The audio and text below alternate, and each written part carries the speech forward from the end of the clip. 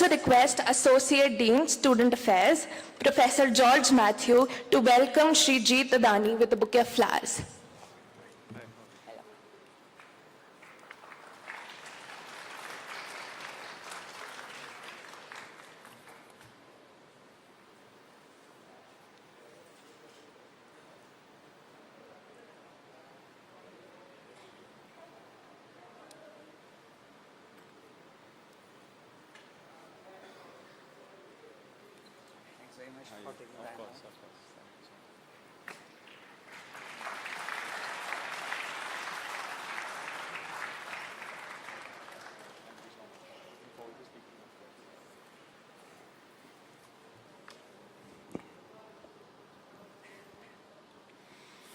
Hi everyone, good afternoon.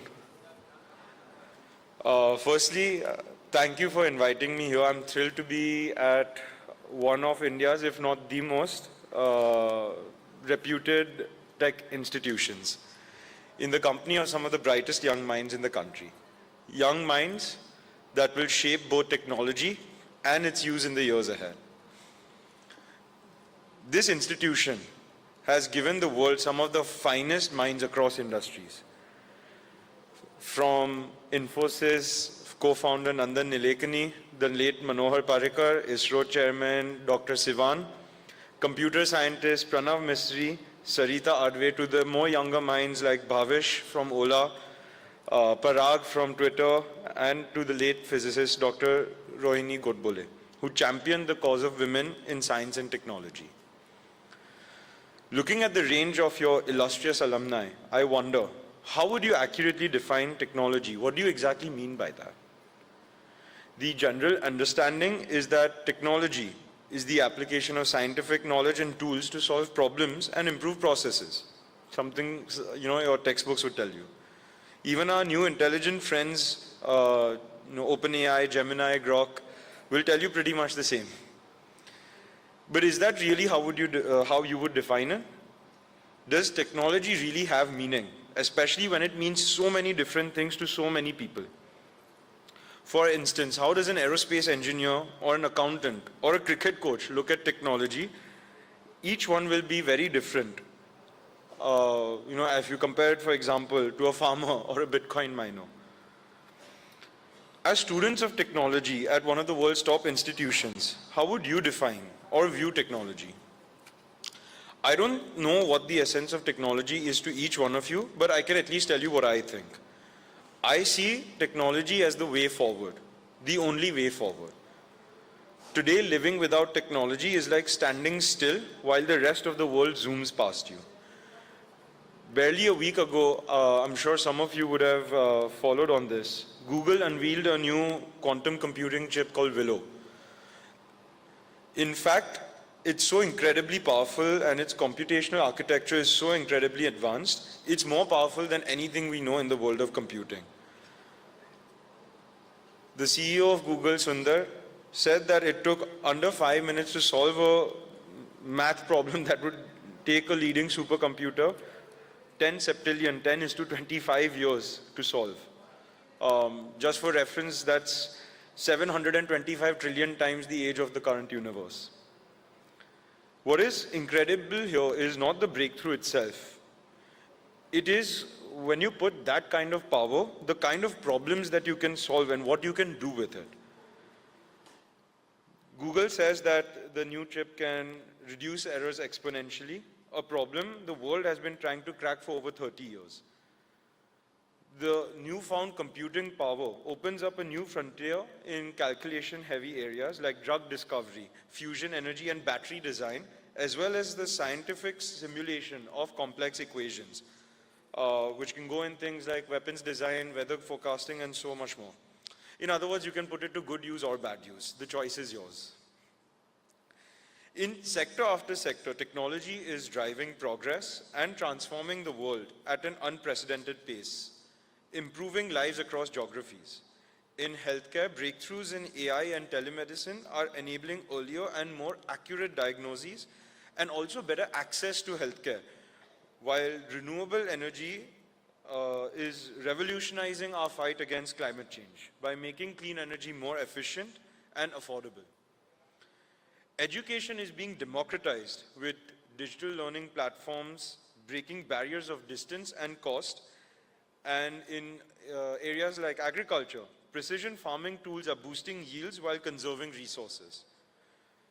These advancements through the beneficial use of technology, coupled with the rise of connected devices and data-driven solutions, are shaping a more inclusive and sustainable society. On a lighter note, at home, the likes of ChatGPT, Claude, and Gemini are helping settle arguments much faster and in a conclusive manner, as compared to earlier when you had to embark on a very long, convoluted Google search. Across the world, governments, companies, groups, and people are already leveraging technology for the greater good by committing fully to the beneficial use of technology. Estonia is a great example of digital governance, making the government itself more efficient and transparent. It introduced e-voting in 2005 as part of a drive to push e-government and digital services at all levels of society, meaning you can open a bank account, sign documents, file taxes, or even get a prescription, all of it online, never having to go anywhere in person. Singapore has implemented cutting-edge smart city solutions while improving, using things like data to optimize traffic, energy usage, and healthcare. All in all, improving urban living. South Korea's investments in 5G networks and AI-driven innovations is shaping a future where citizens benefit from high-speed internet, automated services, and personalized healthcare solutions. But why talk about the rest of the world where we have, while we have so many amazing things happening in our own country? India too is in an overdrive in absolutely every sector you look at. UPI, which all of us are familiar with, is such a hit that other nations are coming to us asking us to implement it for them. India does about 180 billion cashless transactions a year. And this is a far bigger number than any other economy in the world. For a developing nation like ours, harnessing the power of technology is crucial to driving inclusive growth, improving governance, and tackling the long-standing challenges in areas like education, healthcare, and financial inclusion, ensuring that technology benefits all levels of society. India has already made significant strides in digital services with initiatives like Digital India, which promotes internet connectivity, online services, and digital literacy. And these achievements are all rooted in the beneficial use of technology. Last Thursday, Indian prodigy Gukesh Domaraju became the youngest ever world champion in classical chess. Like him, several young grandmasters have been wowing the chess world with their moves. Names like Pragnanda, Arjun Irigaisi, and Vidit Gujarati are now known to the whole world. When Pragnanda visited us earlier last year in Ahmedabad, he told all of us that how technology was transforming the analytical depth of the game. He said that it was getting harder and harder to beat top-ranked foreign players. And when we asked him why, he said that they're using extremely expensive custom-built computers in their match prep. And these are extremely complicated machines built with hundreds of cores and stacks of GPUs to run super strong chess engines like Stockfish and Leela. At this point, our chairman told him, you should have it too. Take advantage of technology, don't wait. This is an advice that I get a lot from my father and the elders in the family. This is the reason they talk to me when it comes to technology, and that's because one of the things I manage for our group is everything digital. I will readily admit that at Adani, our digital transformation did not keep pace with our physical and business transformation. But the good news is that we are catching up now. And a good part of catching up is that you don't have to go through all the levels, you can jump levels. And today, whatever we do in any industry, we put digital first. Our insistence on taking advantage of technology is actually paying off really well. Let me give you a few examples on how we're using technology. In ports and logistics, we are one of the largest players in the world, but rather than claim our own accolades, we are actually implementing technology that and learning from our peers, and we use simulation-based training for complex roles like crane operators, wharf checkers, to exponentially increase the productivity of the workforce.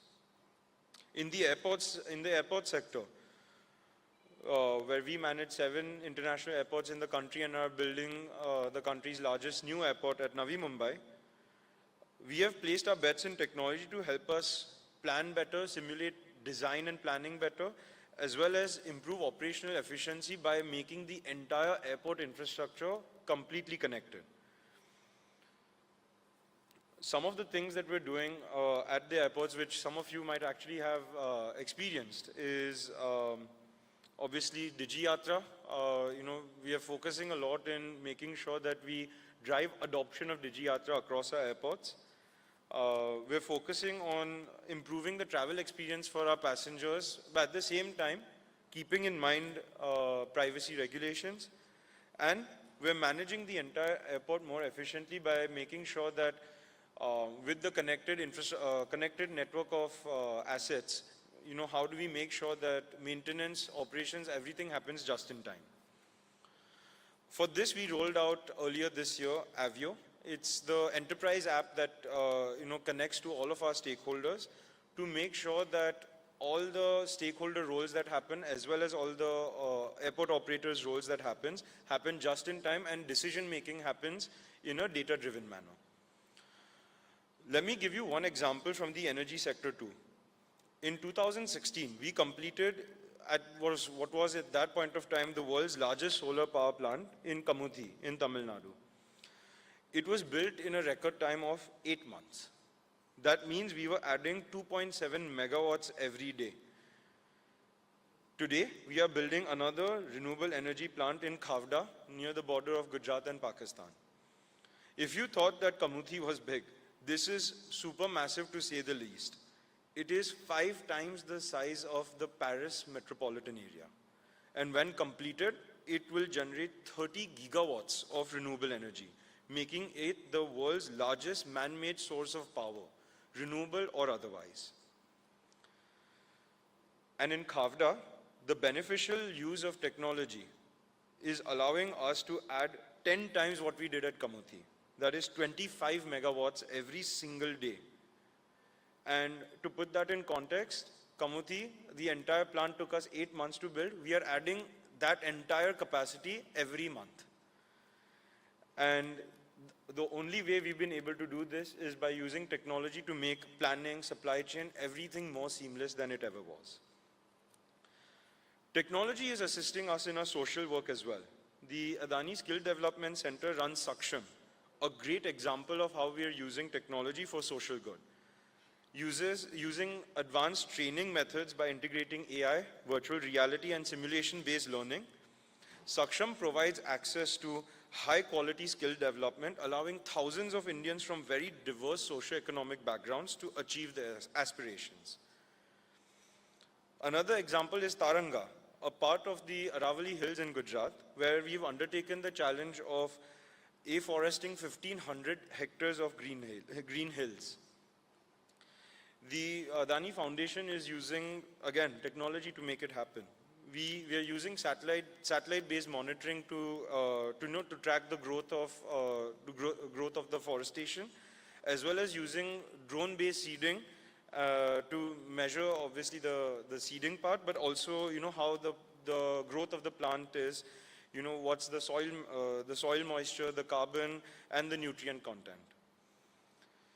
In another project called Suposhan, a mobile application that we've developed is being used to input the screening data of children, adolescents, and women. The app helps the village level health volunteers identify the status of undernutrition among the targeted beneficiaries and supports us in planning the course of action, helping track data in real time remotely.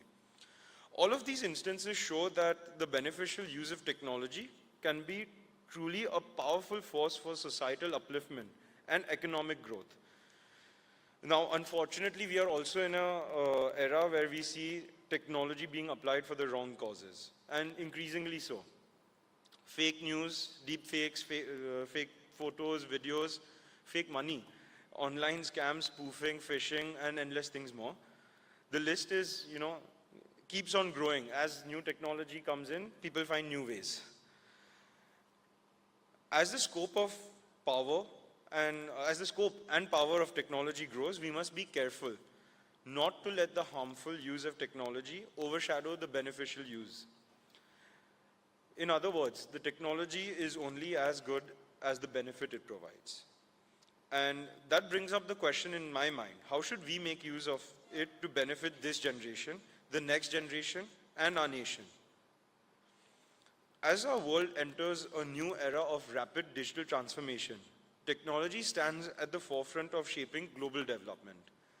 While physical infrastructure remains essential for developing countries like ours, the digital realm is already key to advancing our economic growth, enhancing governance, and solving our societal challenges. In a recent podcast, Eric Schmidt, Google's former CEO and one of its founders, admitted that this growth is happening much, much faster than anticipated. And he's one of the best computer engineers in the world, arguably, advising government bodies and chairing international forums. What is most interesting from this podcast is his perspective on what he calls innovation power. We all know that historically a nation's power came from its military prowess, as well as its scientific progress. However, Schmidt said that AI is shaping the next era of humanity. Inventing new things and bringing scale into new tech is how countries and humanity will become powerful and remain powerful. In 2014, India's GDP was about $1.8 trillion. It had been built up over 66 years of independence. In the past decade, that number has more than doubled. While this growth is great news, and we are also building the basic infrastructure that India needs, the power-up that our nation desperately needs to catch up with the developed world is high-end technology. Already the superpowers of the world are racing to own the new game changer, AI. Its powers of assimilation are already mind-boggling, and you can well imagine what AI will be capable of doing as LLMs and computing power expands. Just imagine a future where Gen AI converges with quantum computing, and I don't think this is too far ahead. I believe it would unlock possibilities that are difficult to imagine with today's tools. Gen AI, powered with the probabilistic and combinatorial computing power of quantum systems to process vast data sets exponentially faster, would enable us to solve many of the world's problems real time, whether it is optimizing global supply chains or addressing climate change scenarios, or even building unimaginatively destructive nuclear weapons of our future. Clearly, the future of technology is both scary and exciting. But be it scary or exciting, we cannot afford to ignore it, or even go slow in the use of it, either as a nation or as its citizens. India cannot stay out of this global race. Our generation will have to be its driver, and there is a lot of catching up to do. We need to build capabilities to lead India into this new technology era if we want to stay at the top of our game and realize our dream of Viksit Bharat to become a $26 trillion economy by 2047. As we stand on the brink of this new world, we must all ask ourselves how to ensure the vast potential of technology is harnessed for good. There is no limit to where technology can go or lead us, but it is our generation's responsibility to guide its journey. For that, each one of us needs to look beyond the classical definition of technology as a tool and start looking at technology as a means to fulfill a purpose, the larger purpose of meeting our society's needs. Already, our generation is surrounded by and also submerged in technology. Chasing the new wave of technology mindlessly without a larger purpose won't do us any good. Our purpose must be the anchor. Technology itself can't be your purpose if you channel your abilities towards making it work for the larger good. Today, you're here, and tomorrow you may find yourselves, like I do, in a position of influence. As educated youngsters with ability and agency, we must focus on the sanctity and responsibility of our actions at work and outside. Technology itself is not an end, it's the means to an end. And that end we must define for ourselves as we make our journeys. We should try our very best to develop and encourage the beneficial use of technology by advancing solutions that uplift humanity, foster inclusivity, and drive progress for everyone. All at the same time, we must also be very vigilant against its misuse and ensure that it serves a purpose-driven force for positive change, for our people, for our nation, and for the world. Thank you for inviting me here and for listening to me. I look forward to a session of taking some of your questions. Thank you. Jai Hind.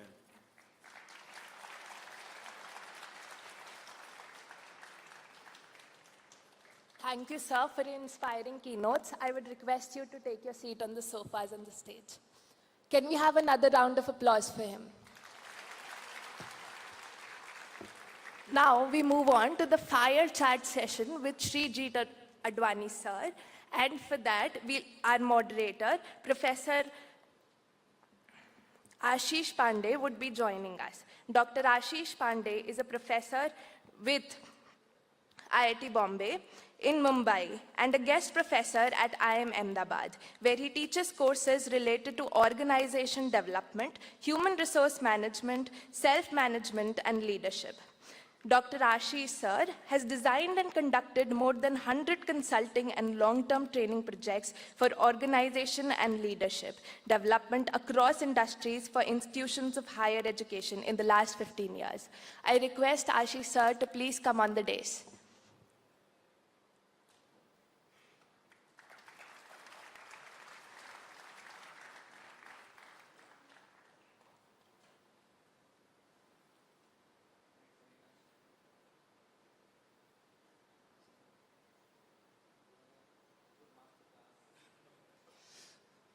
Okay, so really wonderful to have a master class by someone who is the part of the game and who is actually defining the whole arena in the field of digitization, in the field of infrastructure. So thanks very much, Mr. Adani, for taking time out and sharing your perspective. We have kind of collected the questions from our participants, from the students, and I have kind of put it in some buckets about technology, about business, leadership, about strategy, and also a little bit about your personal experience. So this is a Techfest, and most of the technology enthusiasts whom you are seeing sitting in front, we would like to learn a little more about how digitization is happening in your group, because this is an infrastructure intense group, and so to say it's a kind of a conventional industry. So changing the processes which are related to infrastructure projects are very complex. How you are leading this digitization process in the legacy companies and the companies, and how even in last 2 years, even in the airport business, a lot of new disruptive technologies have come. So how are you leading this?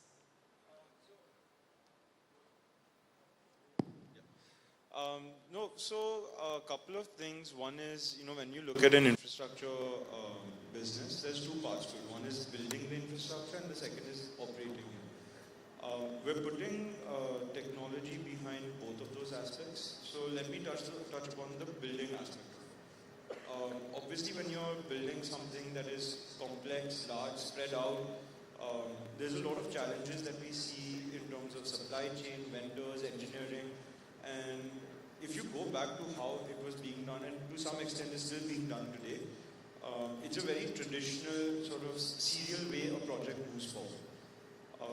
What we are trying to do, and to some extent have been successful in doing, is actually speed up this part of building an asset. So when it comes to engineering, how do we make sure we do concurrent engineering on a collaborative way so that you manage the clashes and it happens in a repeatable way. So that's one thing. But let me tell you, we're not inventing anything here. We're just simply taking the best practices that we see in the world. And even for this, something that I spoke about is it's a tool for us. Technology is a tool just to make us faster at doing what we do best. And we feel that this is something if we don't do, we won't survive. It's a genuine matter of survival as we go ahead. So that's one part around how when we're building things. Obviously there's other examples when it comes to supply chain, making sure that we reduce the cost of working capital that goes in by making sure everything comes just in time. The whole part around scheduling, smart scheduling, and real-time information tracking. That's what on the construction side we're doing. The second part is when we operate, and this is where it gets really challenging.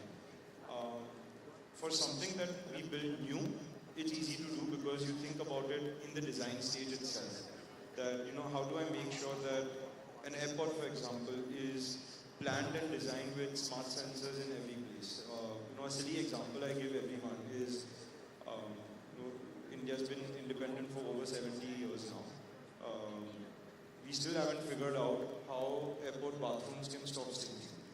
And today it's very simple to do so. Any one of you guys here would be able to figure it out. But I think it's a very silly example, but that's to the point where I'm saying that with Navi Mumbai, which is our first fully greenfield indigenously designed airport, we're making sure that we sensorize each and every aspect of maintenance, housekeeping, services, retail, so that when we are running the airport, we don't need to have a lot of manual processes. A lot of things happen in an automated way. But yes, at the end of the day, there's still some amount of manual intervention that's required. It just happens more seamlessly. And what technology will allow us to do is to make sure that one is we keep a track of everything, we measure efficiency and we push efficiency. So we're able to identify areas which are serving as bottlenecks for us and keep pushing that to maximize productivity, maximize throughput through the airports. So that's an example of how we're doing, bringing in technology at airports. But this is happening across the group. With renewables, with our current capacity of about 11 gigawatts operating, we have upwards of 40 million solar panels on the field. Each and every solar panel is tracked remotely, and if there's any discrepancy in terms of generation versus, theoretical versus real actual generation, within a 15-minute interval, a flag comes off and someone is notified. So we make sure that the productivity of our assets is the highest as compared to our competitors. And that's what technology has allowed us to. Great. So this is one of the technology part. And but I'm sure with the legacy companies you have manpower who is there with you for so many years. So how you prepare your people to adapt to this technological transformation? So it's definitely a big challenge. I'm not going to lie and say it's easy to adopt technology, especially in a large organization. I'm actually envious of startups who, can overnight adopt something, don't have systems, process, people, or organization to deal with. Because with the old organization, a lot of inertia comes in terms of adopting or embracing a change. The only way, two ways of doing this. One is obviously us being a family-driven company, we're able to push a lot of things from the family, but top-down can only achieve so much. We have to invest in training people, and one thing that we've realized is even people with traditional mindsets, once they realize the potential value that they're being able to generate, or basic simple tasks become easier, the adoption really picks up really quickly. That's a 30,000 feet view. I mean, there's a lot of detailing behind it, but that's primarily how we look at it, that you have to do proper training, proper demonstration, be it through power users, etc., to drive greater adoption, but it has to start with a top-down push. Okay, so would you like to share some of the innovations in the organization happening? There's one thing called developing an technology, which is not the job of the corporates. Actually, this is the job of the institutions and laboratories. But a lot of day-to-day innovation happen. Even if you adopt a technology, innovation happens in the form of improvisation, adaptation, making it kind of suitable to your context.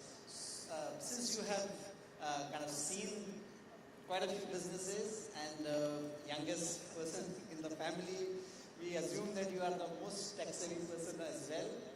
So would you like to share some of the innovations which have happened in the process of implementing some of these major decisions? Yeah, so on a lighter note, I'm not the most tech-savvy person. Our chairman is the most tech-savvy person because he's always browsing and trying new things. So, but actually, there is a he whole pushes section us. about your Yeah, chairman, exactly. and we are going to come to that a little later. No worries. You know, when it comes to, you're 100% right, when it comes to technology or innovation, it's incremental innovation over a long period of time that drives sustainable change. And that's what you would teach here, that's what I've learned in college. For this, you know, it's not, very few things actually occur, or very few innovations happen, like AI for example, which create a step jump in overall productivity or how the way of life is. You know, the smartphone was one, internet was one, AI is one now. But most of the innovations are unseen. And that's what we focus on. I don't think we pride ourselves in being an organization that will adopt every new thing that happens. Because at the end of the day, we are operating critical infrastructure. So we always have to balance risk of something new versus the stability of something proven.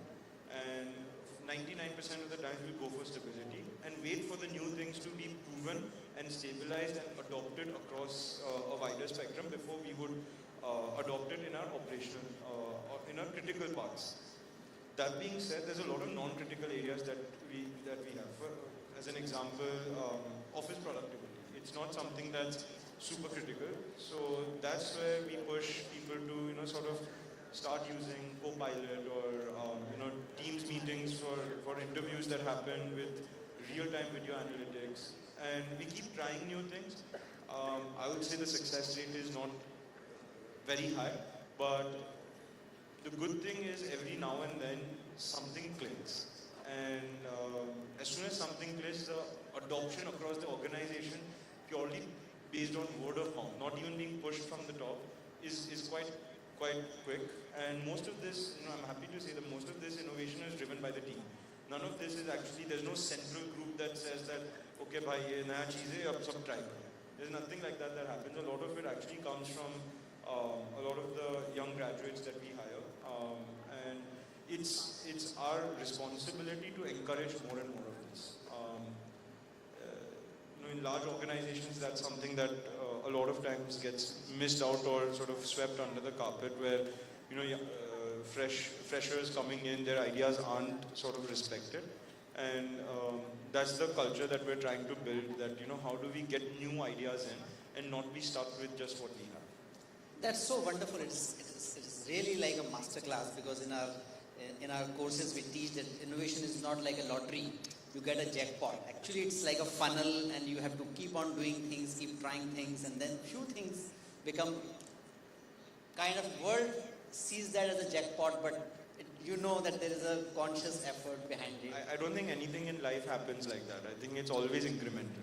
That's wonderful. So wise word, we all must remember.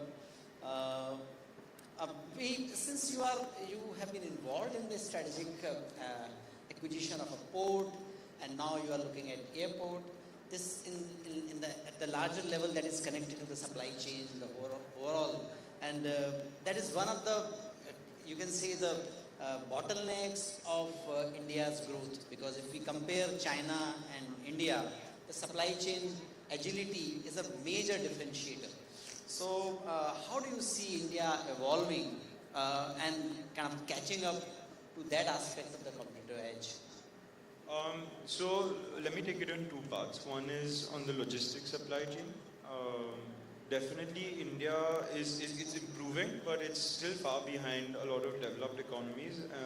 If you purely look at the logistics cost as a percentage of the GDP, India is at about 13%, if I'm not while most developed economies are at around 7-8%. 7%, yes. And while it's a percentage cost which a lot of us won't understand, what that means is that we're inherently not as competitive in manufacturing, and that's the biggest challenge India has today.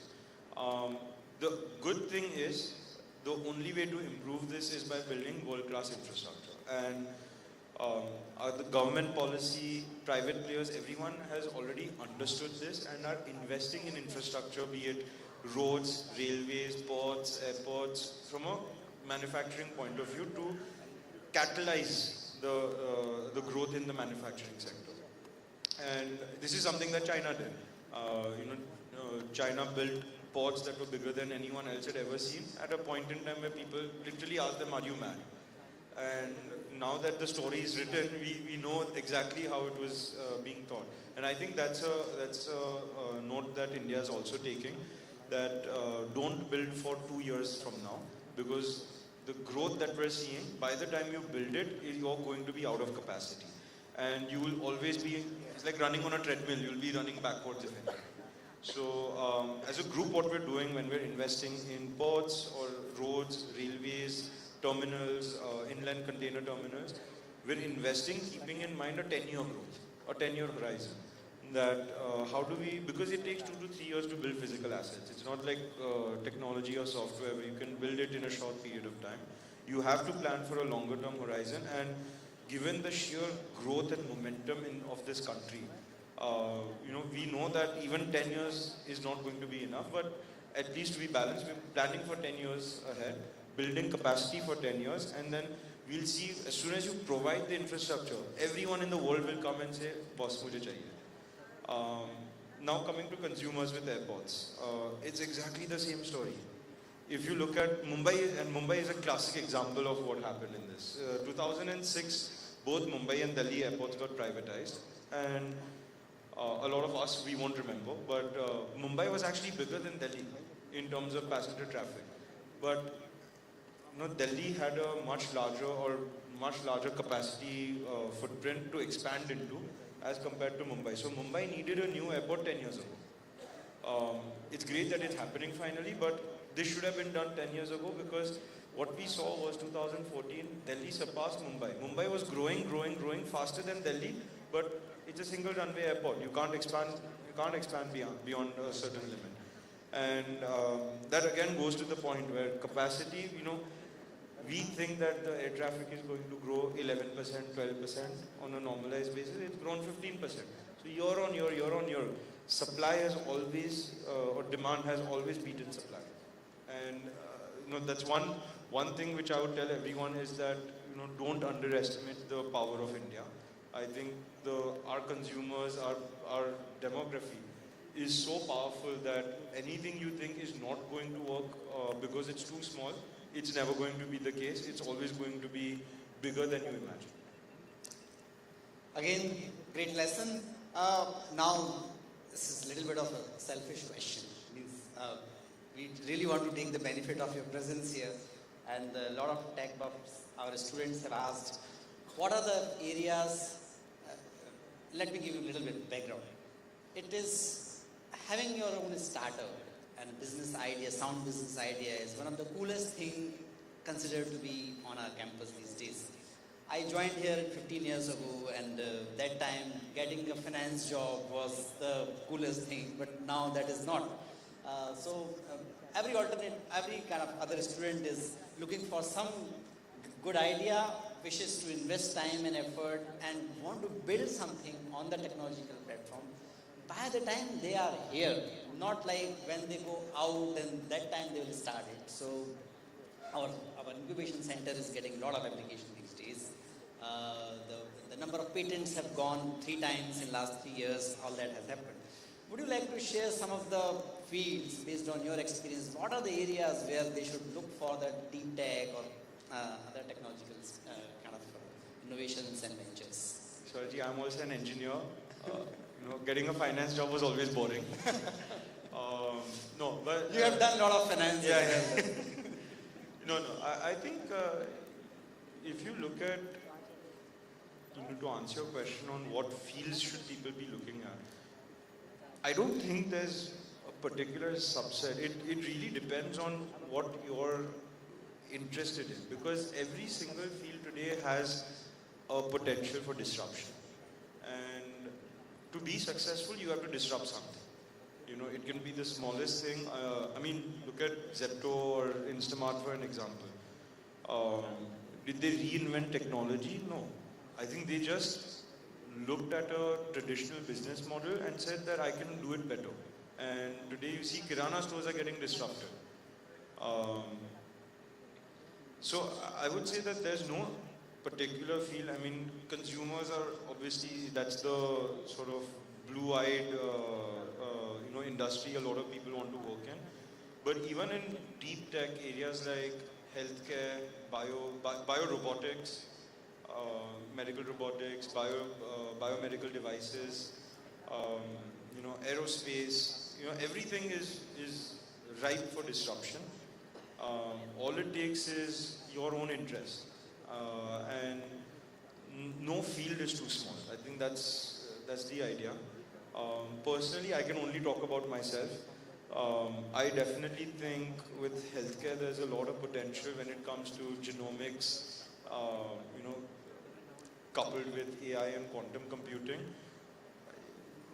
If I look at a very, very far down the line technology architecture, if you really combine these three things together, you completely get rid of generic medicine, because each and every person's physiology and biology is different. How my genetic buildup reacts to a crocin is different from how yours would. And if I have the ability to synthesize and formulate medicine at a micro scale using my genomics, I think that would completely revolutionize the medical industry and the way healthcare is delivered. That being said, I'm not considering affordability or anything. This is pure technology speaking. But yeah, I think there's no field that's too small. This is what excites me the most. Longevity, medicine, there's a lot of exciting stuff happening there. And obviously around infrastructure, how we can boost productivity of our existing infrastructure that, and change the way we use our in the existing infrastructure, and that will create outsized value. Yeah, that's a couple of things that excite me at least. But really, it's up to all of you guys. You have to find your own field. You have to find what excites you the most, and don't be afraid to pursue your dream. There's a million reasons of saying no, and you have to find your reason to say yes. Wonderful, great. Thanks very much. When you were talking about this customization of the medicine,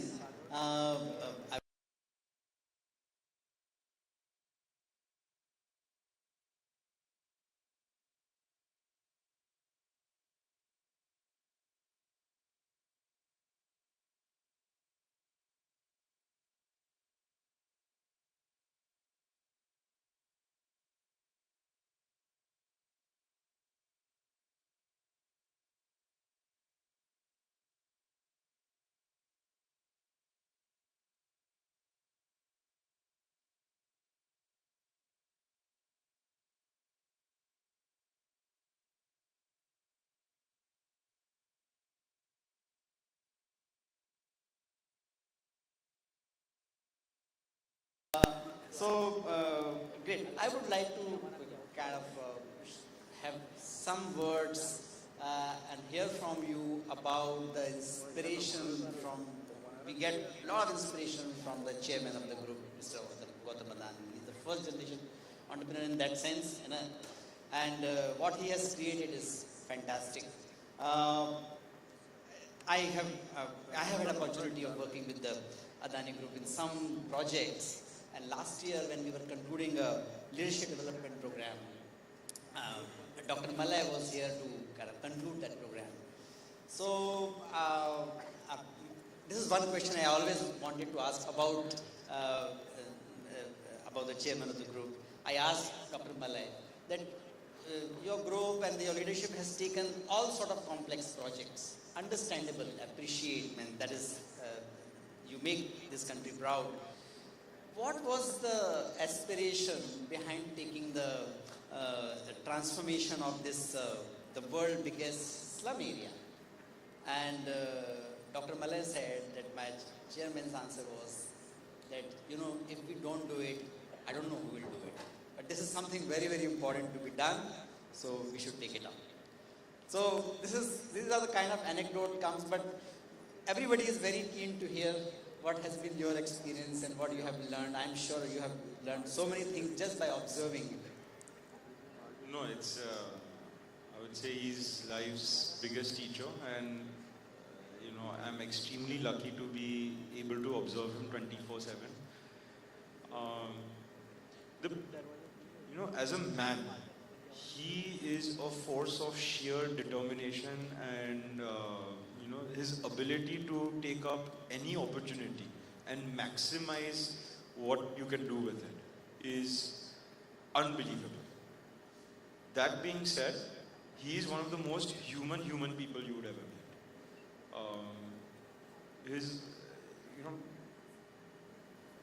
His background, where he started from, his entire journey, and this is something he, tells us and tells us all of his stories from when he was growing up. What did he experience? And a lot of people don't know about it, and that background that he has, starting from absolutely nothing, is actually funny. He used to study for his 8th or 9th grade exams underneath a lamppost on the street. And take it forward 30 years, he's lighting that lamppost with the energy.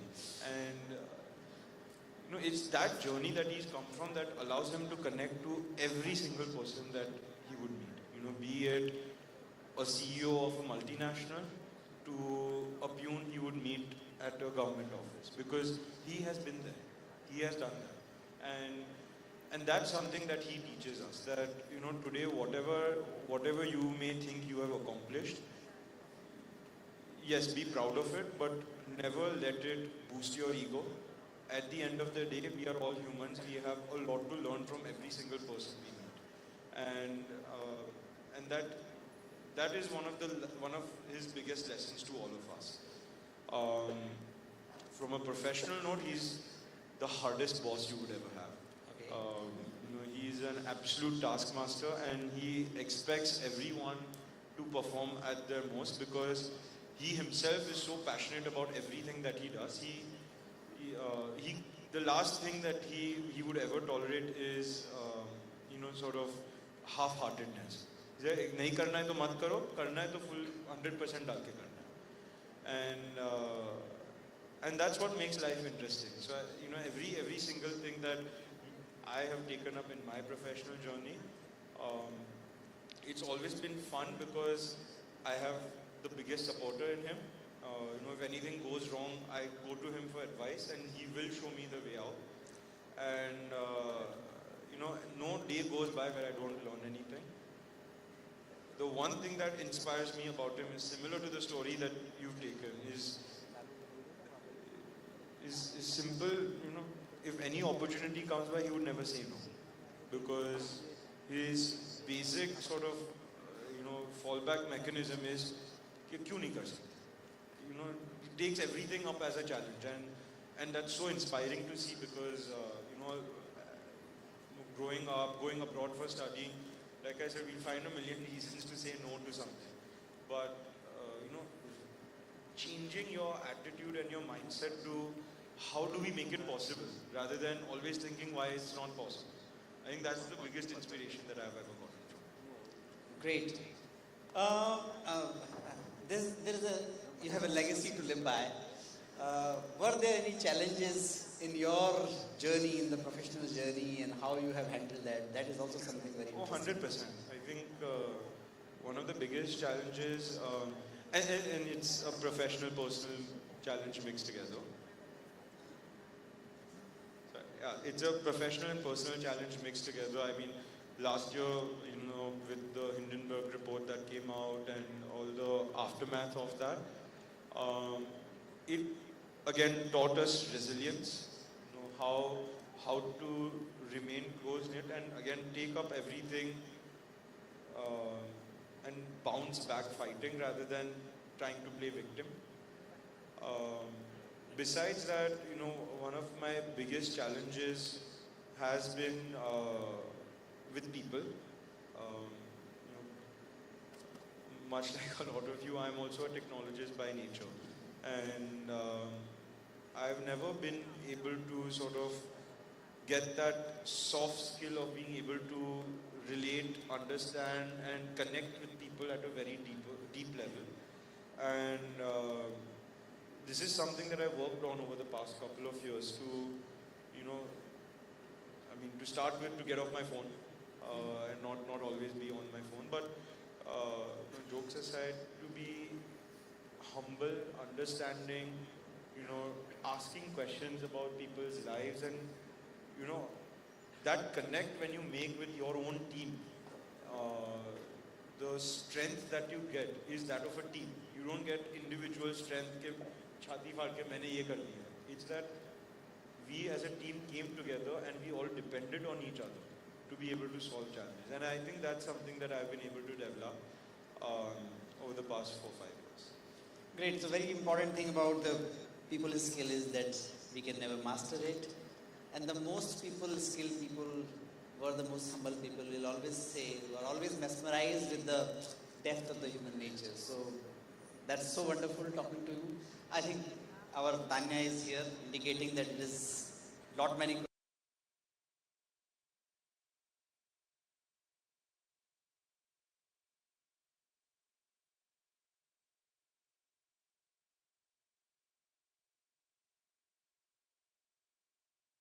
Felicitate Shri JEET Adani sir with a token of gratitude. And just wanted to also say, wish my best for the Techfest. And it's very inspiring to see everything.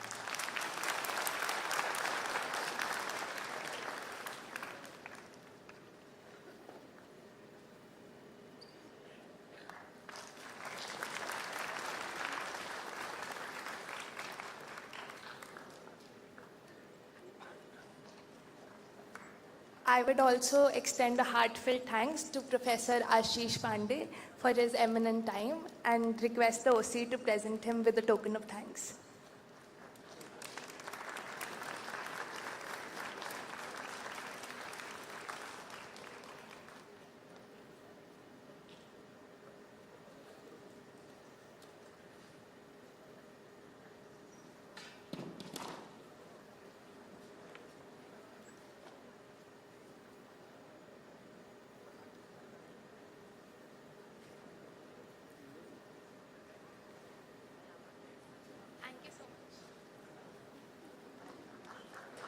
Thank you so much, everyone, for your time. Thank you for being here with us.